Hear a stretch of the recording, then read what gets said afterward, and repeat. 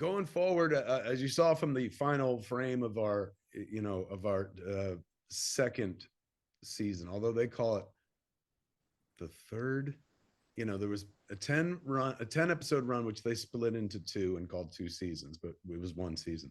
But then second season, they greenlit us for, like we had to wait. I think it was about 2-3 months after the run of the first season to find out whether or not we got to go again. We weren't one of those shows that, like, you hear about those shows like 2 days after it ran, they got re-upped by Netflix.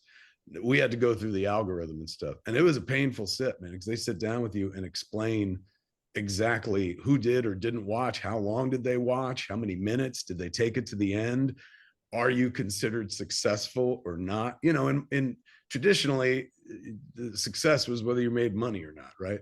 Here, that's not the case because it's about something completely different. It's about math. And, I didn't get into this business for fucking math. So when they were explaining it to me, like the whole time I was like, I don't think we're getting picked up for a second season. And then at the end of it, they're like, the conclusion is we could go again, but it's a shorter season. So they let us do 5 episodes as opposed to 10. Once it's kind of like that scene from Captain Marvel where Captain Marvel goes to face like, what is it? I forget what the thing is called. That Annette Bening plays, but in the comics, it has a very specific name. It's numbers.